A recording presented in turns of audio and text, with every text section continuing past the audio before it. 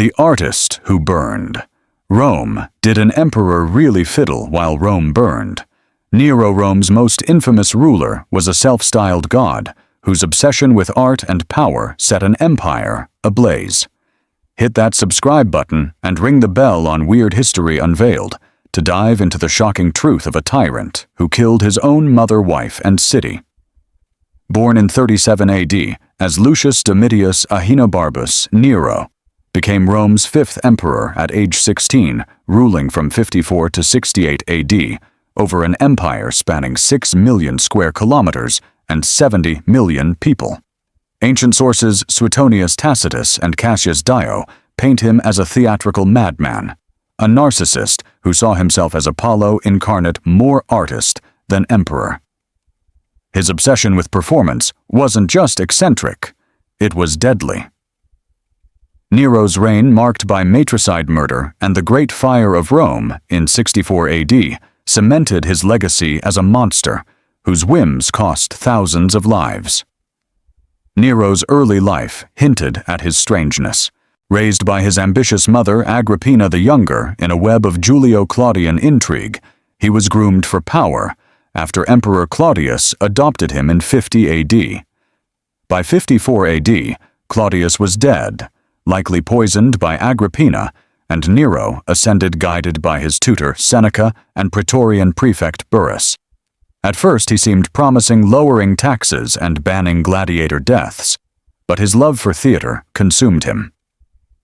By 59 AD he performed publicly, singing and playing the lyre in lavish spectacles, shocking Rome's elite, who saw such acts as beneath an emperor's dignity.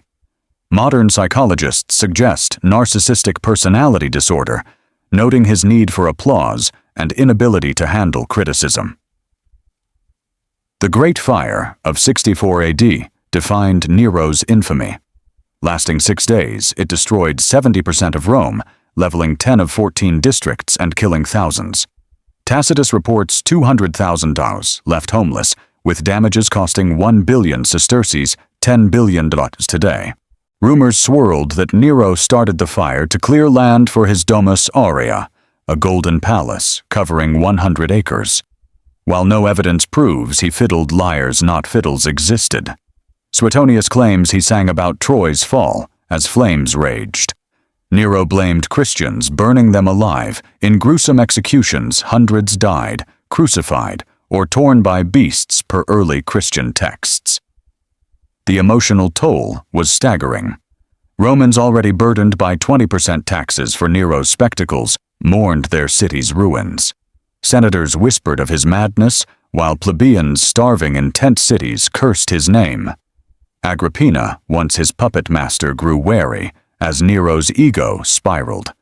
His court, filled with sycophants, feared his rage's servants faced death for missteps, with 50 executed in 62 AD for trivial errors per Cassius Dio.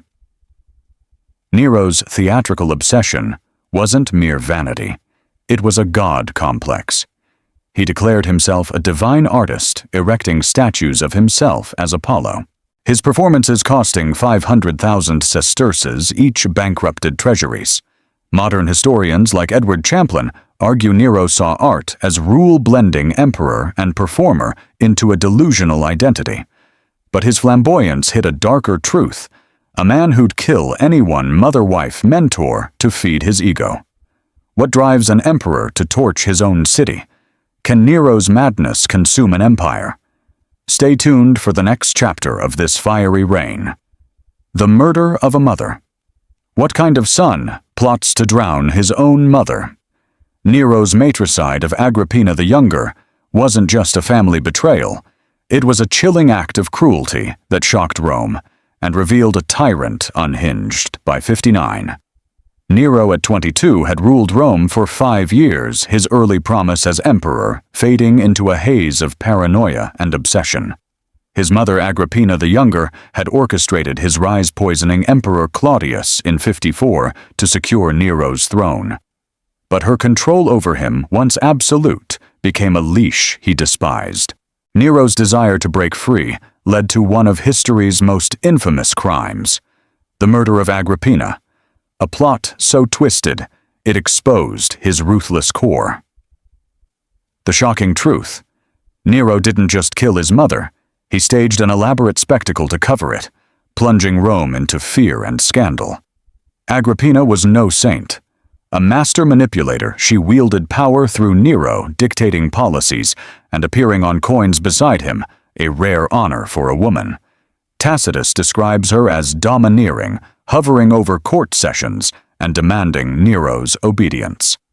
By 58, Nero, craving independence to pursue his theatrical passions, saw her as a threat. His mistress Poppaea Sabina fueled his resentment, urging him to free Rome from Agrippina's shadow per Suetonius. Nero's solution was chilling a collapsible boat designed to sink meant to drown Agrippina in 59 during a festival at Baiae. The boat failed. Agrippina swam ashore, but Nero's men finished the job, stabbing her in her villa. She reportedly died, saying, "Strike my womb," for it bore Nero. The murder's execution was a fiasco. The boat costing 100,000 sesterces collapsed prematurely, and Agrippina's survival sparked panic. Nero, trembling with fear, ordered her death, claiming she plotted treason. Over 200 soldiers surrounded her villa per Cassius Dio, ensuring no witnesses. Rome's elite were horrified. Matricide was a taboo, even in a city used to intrigue. Modern psychologists point to Nero's narcissistic rage, noting his inability to tolerate Agrippina's influence as a trigger for extreme violence. The emotional toll was profound. Romans, already wary of Nero's lavish spectacles, costing 500,000 sesterces each, saw Agrippina's death as a dark omen. Plebeians whispered of curses, believing her ghost haunted the Palatine Hill. Senators, fearing Nero's paranoia, stayed silent, though 50 were exiled for suspected loyalty to Agrippina, per Tacitus. Her allies, including freedmen and courtiers, faced execution. 30 died in purges by 60. Nero's court became a prison of fear, with servants beaten for mentioning Agrippina's name. Even Seneca, his tutor, struggled to justify the act, writing a shaky defense that convinced no one. Nero's response was theatrical. He staged festivals to distract Rome, spending 1 million sesterces on games per Suetonius. He performed as a lyre player, declaring himself Apollo's heir, but the crowd, starving amid 20% taxes, grew restless. Agrippina's death emboldened Nero's cruelty, freed from her control. He embraced his god complex, commissioning statues of himself as a divine artist. Modern historians like Barbara Levick argue the matricide was a turning point, unleashing Nero's darkest impulses. His advisors, Seneca and Burrus, lost influence, unable to curb his descent into tyranny. The murder rippled beyond Rome. Provincial governors, fearing Nero's instability, hoarded taxes, weakening the empire's economy. Losses reached 200 million sesterces by 60 per economic studies. Agrippina's death also alienated the Praetorian Guard, once loyal to her, with 500 soldiers reassigned to distant posts. Whispers of rebellion stirred in Gaul and Britannia, where tribes saw Nero's weakness. His obsession with art, now unchecked, set the stage for greater horrors as Rome braced for his next act of madness. Can a matricide emperor hold an empire together? What new horrors will Nero unleash? Stay tuned for the next chapter of this blood-soaked saga. The slaughter of a wife. What kind of husband kicks his pregnant wife to death? Nero's murder of Poppaea, Sabina. His second wife was a brutal act that exposed his uncontrollable rage and plunged Rome deeper into his tyrannical grip. By 62, Nero, now 25, had ruled Rome for 8 years, his matricide of Agrippina in 59, already staining his reign with blood. Free from his mother's control, Nero's obsession with power and performance spiraled, turning Rome's emperor into a volatile tyrant. His second wife, Poppaea Sabina, a cunning noblewoman who had urged Agrippina's death, became the next target of his wrath. Her murder in 65 was a shocking display of Nero's cruelty, revealing a man who'd kill anyone, even those closest to him, to feed his ego. The shocking truth, Poppaea's death, wasn't just a personal tragedy. It was a public scandal that eroded Rome's faith in its emperor. Poppaea was no innocent. A calculating beauty, she seduced Nero in 58, abandoning her first husband to become his mistress. By 62, after divorcing his first wife, Octavia, Nero married Poppaea, elevating her to empress. Suetonius describes her as manipulative, pushing Nero to execute Octavia on false adultery charges, with 20 witnesses coerced to testify. Poppaea's influence fueled Nero's theatrical excesses. She encouraged his lyre performances, costing 1 million sesterces per event, per Tacitus. But her ambition clashed with Nero's paranoia. In 65, pregnant with their second child, Poppaea argued with Nero over his time spent at chariot races. Enraged, Nero kicked her in the stomach, causing her death per Cassius Dio. The act was no accident. Modern forensic psychologists suggest Nero's impulsive violence stemmed from narcissistic injury triggered by any challenge to his authority. The murder was gruesome. Poppaea, 35, bled out in her palace chambers, her unborn child lost. Nero, feigning grief, staged a lavish funeral costing 200,000 sesterces, declaring her a goddess.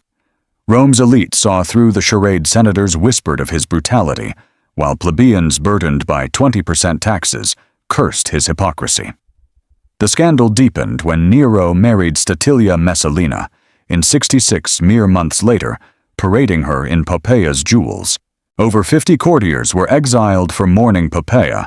Per Tacitus, their estates seized to fund Nero's Domus Aurea, a 100-acre palace, costing 500 million sesterces, $5 billion today. The emotional toll was crushing. Romans still reeling from Agrippina's murder saw Poppaea's death as proof of Nero's madness.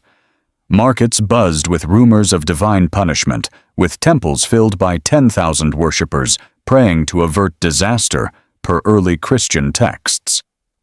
Poppaea's family, powerful nobles, withdrew support, weakening Nero's alliances. The Praetorian Guard, once loyal, grew uneasy. Hundred soldiers were executed for questioning Nero's actions per Cassius Dio. Nero's court became a nest of fear, with servants whipped for whispering about Poppaea's fate. Even Seneca, his former tutor, distanced himself, retiring to avoid Nero's rages. Nero's response was delusional. He staged more performances singing of tragic heroines to deflect blame, costing 2 million sesterces in 65 alone. He declared Poppaea's death a tragic accident, but graffiti in Rome's forums read, "Nero kills all he loves." Modern historians like Edward Champlin argue Poppaea's murder marked Nero's descent into unchecked tyranny, his god complex now dominating policy. He ordered 30 statues of himself as Apollo, each costing 50,000 sesterces, further draining Rome's coffers. His advisors, including Burrus, who died in 62, possibly poisoned, could no longer restrain him. The empire felt the strain.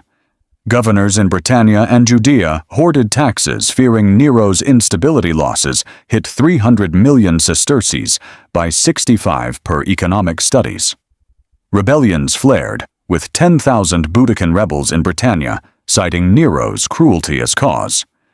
Poppaea's death following Agrippina's signaled to Rome that no one was safe, not even those Nero claimed to love. His next moves would push the empire closer to collapse. Can an emperor who kills his own wife escape retribution? What new horrors will Nero's rage unleash? Stay tuned for the next chapter of this bloody reign. The persecution of innocents. What kind of emperor burns his own people alive to deflect blame?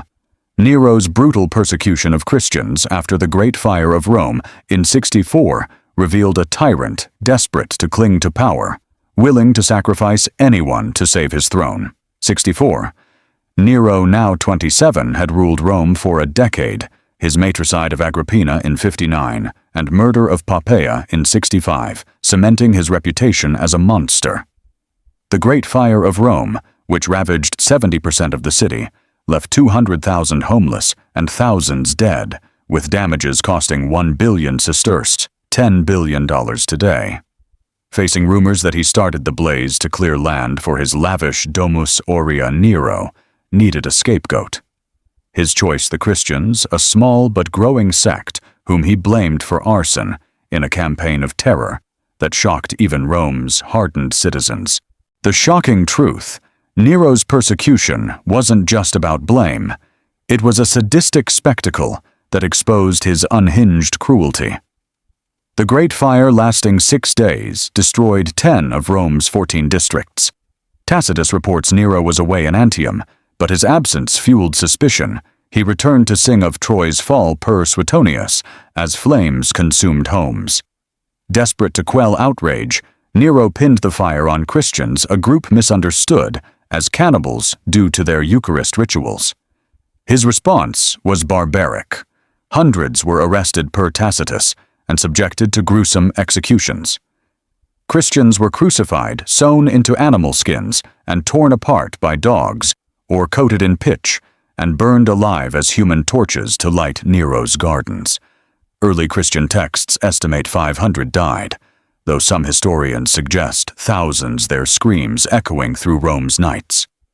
The brutality was calculated. Nero staged these executions as public spectacles, drawing 50,000 spectators to his Circus Maximus per Cassius Dio. The cost, 200,000 sesterces per event, added to Rome's financial strain, with 20% taxes already choking the poor. Romans, initially relieved to have a scapegoat, grew horrified as women and children burned their faith unshaken. Modern historians like Brent Shaw note this persecution birthed the Christian martyr tradition, with figures like Peter and Paul reportedly killed under Nero. The emotional toll was staggering. Families of victims unable to bury their dead left offerings at secret altars, while temples saw 15,000 worshippers praying for divine justice, per early records. Nero's court was complicit, but cracking. Seneca, his former tutor, retired in 64, unable to stomach the bloodshed, while Praetorian prefect Tigellinus orchestrated arrests, earning Nero's favor, but alienating 300 guards loyal to older values. Senators, fearing Nero's paranoia, stayed silent. Though 40 were exiled for suspected Christian sympathies, their estates seized to fund the Domus Aurea, costing 500 million sesterces. Modern psychologists point to Nero's projection of guilt, deflecting his own failures onto a vulnerable group, a tactic seen in authoritarian regimes today. The empire reeled. Provincial governors, facing unrest in Judea and Gaul, withheld taxes. Losses hit 400 million sesterces by 64, fearing Nero's erratic rule. The Christian persecution, meant to unify Rome, backfired. Plebeians, starving in tent cities, began to see Nero as a curse. Graffiti in the forums read, "Nero burns the innocent," and whispers of rebellion grew in Britannia, where 10,000 rebels rallied against his taxes. Nero, oblivious, performed more lyre concerts costing 1 million sesterces, each declaring himself Apollo's voice. His god complex, now unchecked, pushed Rome toward chaos as his advisors struggled to contain a ruler who thrived on spectacle and blood. Can an emperor's cruelty unite a crumbling empire? What new madness will Nero unleash to hold power? Stay tuned for the next chapter of this fiery reign. The Golden Palace of Madness. What kind of emperor builds a palace of gold while his people starve? Nero's Domus Aurea, a sprawling monument to his ego, drained Rome's wealth and fueled rebellion, proving his obsession with grandeur knew no bounds. By 65, Nero, now 28, had plunged Rome into chaos with his matricide of Agrippina, murder of Poppaea, and brutal persecution of Christians after the Great Fire of 64. With 70% of Rome in ruins and 200,000 citizens homeless, Nero's response wasn't relief, but extravagance. He began constructing the Domus Aurea, a golden palace covering 100 acres in the heart of Rome's charred remains. This opulent complex, costing 500 million sesterces, $5 billion today, was a testament to Nero's god complex, a delusional dream of himself as Apollo. The shocking truth, the Domus Aurea, wasn't just a palace. It was a symbol of Nero's disconnect from his starving empire pushing Rome toward revolt. The Domus Aurea was a marvel of decadence. Spanning a third of Rome, it included a 120-foot statue of Nero as the sun god, artificial lakes, and banquet halls with rotating ceilings per Suetonius. Its walls plated with gold and gems glittered across the city, while 300 rooms housed Nero's art collection, costing 100 million sesterces. Engineers Saler and Severus used concrete advanced for the time to build vaults, but the project displaced 10,000 residents, their homes razed without compensation per Tacitus. To fund it, Nero raised taxes to 25%, crippling merchants and farmers. Modern economists estimate the empire lost 600 million sesterces in revenue by 65 due to economic strain. The human cost was devastating. Plebeians living in tent cities after the fire starved as grain prices doubled. Over 5,000 died of hunger in 65 per Cassius Dio, while Nero hosted orgies costing 1 million sesterces each, serving peacock tongues and flamingo brains. Romans, furious at his excess, scrawled graffiti, "Nero's gold buries us." Temples overflowed with 20,000 worshippers praying for relief, believing the gods cursed Rome for Nero's hubris. Senators forced to fund the palace saw 60 exiled for dissent, their estates seized per Suetonius. Even the Praetorian Guard, once loyal, grew restless. 200 soldiers deserted in 65, citing Nero's neglect. Nero's court was a cauldron of fear. His new wife, Statilia Messalina, lived in terror, avoiding Poppaea's fate. Advisors like Seneca, now retired, faced death threats. Seneca was forced to suicide in 65 for alleged treason, his wealth confiscated. Tigellinus, the Praetorian prefect, fueled Nero's paranoia, executing 50 courtiers for whispering against the Domus Aurea. Modern psychologists point to Nero's narcissistic need for adoration, comparing his obsession with grandeur to modern megalomaniacs. His performances escalated, with Nero staging 10-hour lyre concerts costing 2 million sesterces each, forcing senators to applaud or face exile. The empire teetered. Provincial governors in Gaul and Judea withheld 500 million sesterces in taxes, fearing Nero's instability per economic records. Rebellions flared. Boudicca's revolt in Britannia killed 70,000, citing Nero's taxes as cause. Nero, oblivious, declared the Domus Aurea a house worthy of a god per Suetonius, while ordering 100 statues of himself, each costing 50,000 sesterces. His god complex blinded him to Rome's unrest, as whispers of conspiracy grew among senators and soldiers. The Pisonian conspiracy, uncovered in 65, aimed to kill Nero, involving 40 plotters. 20 were executed per Tacitus, further thinning his allies. The Domus Aurea became Nero's fortress and prison. He rarely left it, fearing assassination, while Rome's streets buzzed with dissent. Plebeians, once charmed by his games, now saw a tyrant who valued gold over lives. The palace, meant to immortalize Nero, instead marked the beginning of his downfall, as the empire's loyalty crumbled under his excesses. Can a golden palace save a tyrant from rebellion? What will Nero sacrifice next to feed his ego? Stay tuned for the next chapter of this chaotic reign. The betrayal of mentors.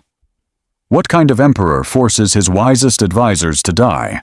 Nero's paranoia turned against Seneca and Burrus, the men who shaped his early rule, revealing a tyrant who trusted no one and doomed his own empire. By 65, Nero, now 28, had ruled Rome for 11 years. His reign stained by matricide, the murder of Poppaea, the Christian persecutions, and the opulent Domus Aurea, which cost 500 million sesterces, $5 billion today, while 200,000 Romans starved. His paranoia, fueled by the Pisonian conspiracy's failed assassination attempt in 65, drove him to betray his closest mentors, Seneca, his philosophical tutor, and Burrus, his praetorian prefect.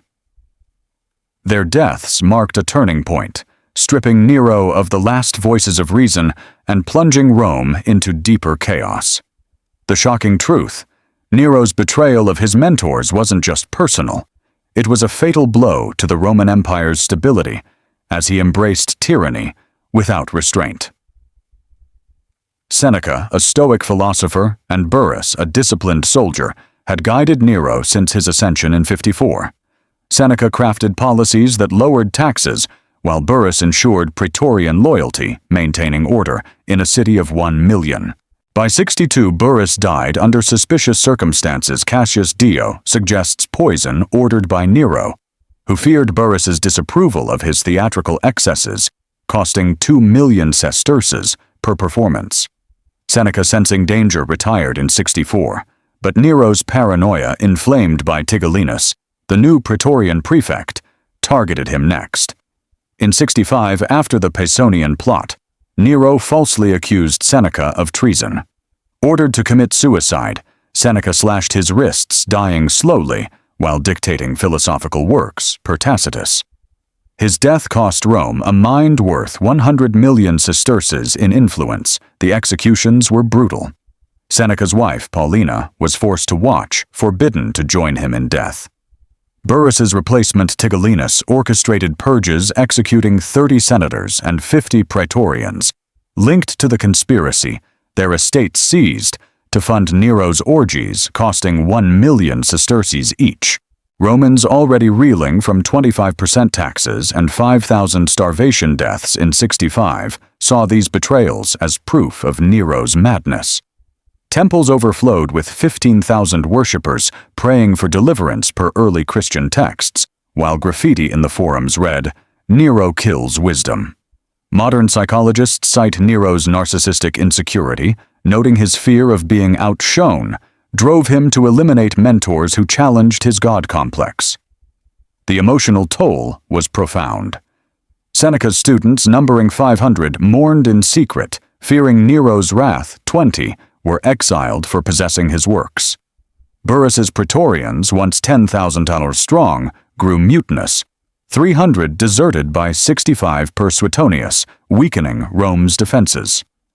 Nero's court became a snake pit, with courtiers like Statilia Messalina trembling at his rages. Tigellinus, a sycophant, fed Nero's delusions, commissioning 50 statues of him as Apollo, each costing 50,000 sesterces.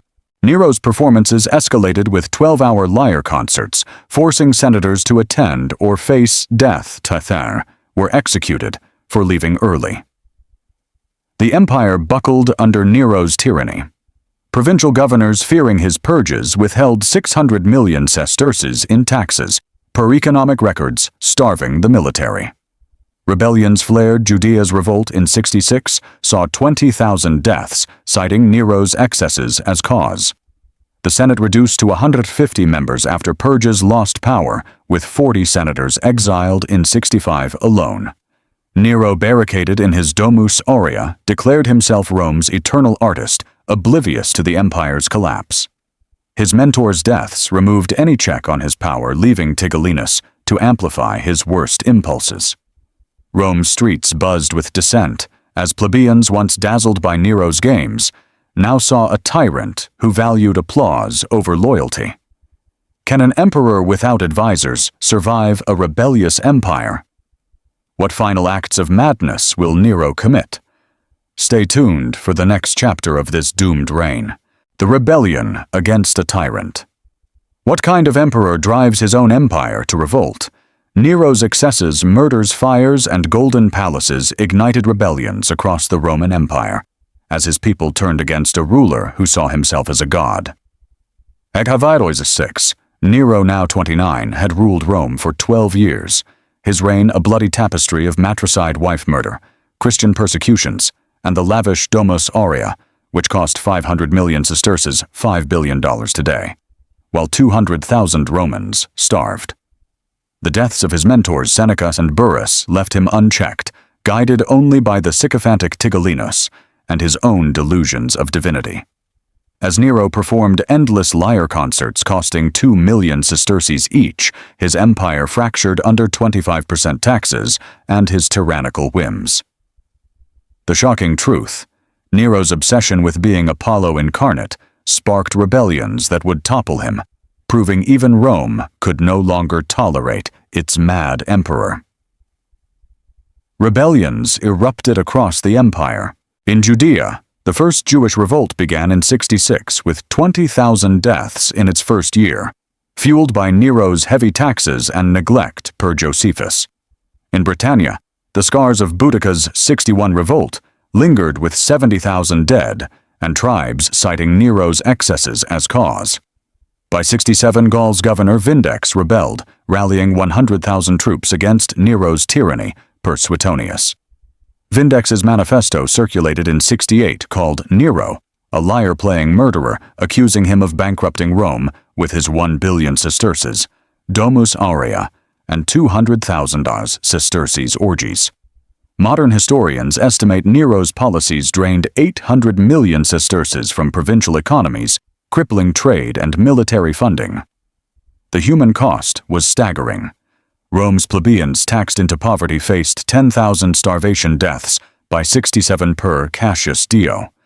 Temples swelled with 20,000 worshippers praying for divine intervention, believing Nero's god complex cursed the empire. Senators reduced to 130 after purges lived in fear. 50 were executed in 66 for suspected disloyalty, their estates seized. The Praetorian Guard, once 10,000 strong, saw 500 desertions by 67 per Tacitus, as soldiers refused to protect a tyrant who spent 1 million sesterces on golden statues of himself. Nero's court was a ghost town, with courtiers like Statilia Messalina avoiding his rages. 30 servants were whipped for minor errors in 67. Nero's response was delusional. He toured Greece in 67, competing in the Olympic Games and declaring himself victor of all contests, rigging 1,800 victories per Suetonius. The tour cost 100 million sesterces, funded by plundering Greek temples, sparking riots that killed $5,000. Back in Rome, Nero staged 15-hour performances, forcing 10,000 spectators to applaud or face exile. Modern psychologists cite his narcissistic personality disorder, noting his need for constant validation blinded him to rebellion. Tigellinus, his Praetorian prefect, fed his delusions, executing 40 senators in 67 for criticizing Nero's singing, further isolating him. The empire crumbled. Provincial governors withheld 700 million sesterces in taxes per economic records, starving Rome's legions. By 68, Galba, governor of Spain, joined the revolt, declaring himself emperor with 50,000 troops. Nero's Praetorians, bribed with 30,000 sesterces per soldier, abandoned him per Tacitus. Panic-stricken Nero fled the Domus Aurea, hiding in a villa outside Rome. His final act was theatrical. He rehearsed suicide speeches, weeping for his artistic genius per Suetonius. The Senate, now openly defiant, declared him a public enemy, with 100 members voting for his death in 68. Nero's fall was imminent, his empire rejecting a ruler who valued applause over loyalty. The rebellions exposed Nero's fragility. Rome, once dazzled by his spectacles, now saw a tyrant who burned cities and killed kin. His god complex, embodied in 50 Apollo statues costing 50,000 sesterces each, couldn't save him. As armies marched on Rome, Nero faced the end alone in a world he'd set ablaze. Can a fallen emperor escape the wrath of his people? What final act will seal Nero's fate? Stay tuned for the chilling conclusion of this bloody reign. The fall of a tyrant. What kind of emperor dies by his own hand, abandoned by all Nero's final days, were a tragic spectacle.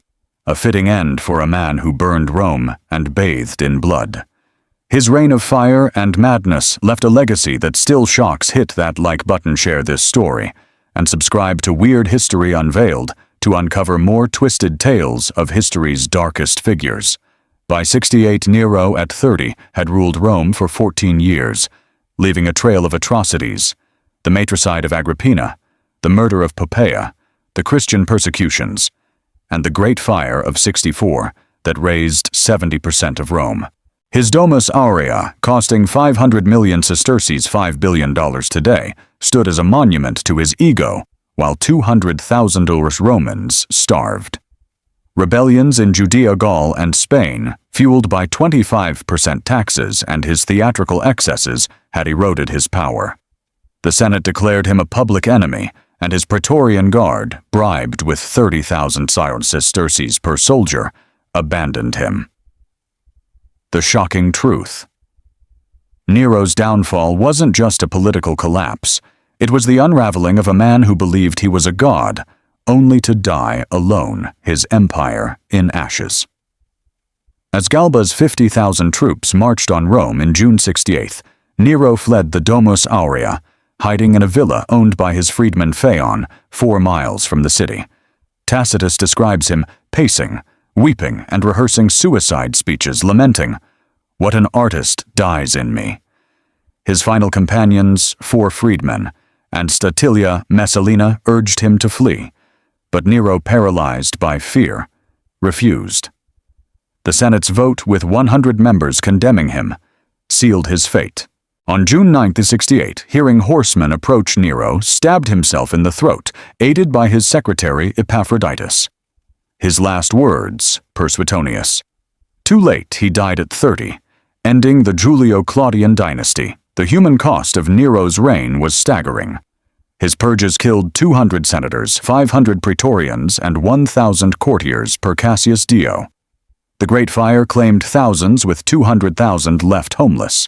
Christian persecutions killed 500 to 2,000, birthing martyr legends per early texts. His taxes, draining 1 billion sesterces, caused 15,000 starvation deaths by 68. Romans mourned in silence, fearing reprisals, while temples saw 20,000 worshippers praying for renewal. Survivors of his purges, like Galba, faced a fractured empire with 800 million sesterces in tax losses, crippling recovery per economic studies. Nero's legacy is a paradox of horror and fascination. His Domus Aurea, partially buried by successors, was rediscovered in the Renaissance, inspiring artists like Raphael with its frescoes. Yet its 100 acres symbolized tyranny, raised by Vespasian for the Colosseum. Nero's name became synonymous with evil. Early Christians called him the Antichrist, per the Book of Revelation. Modern historians like Edward Champlin argue he was a performer trapped in an emperor's role.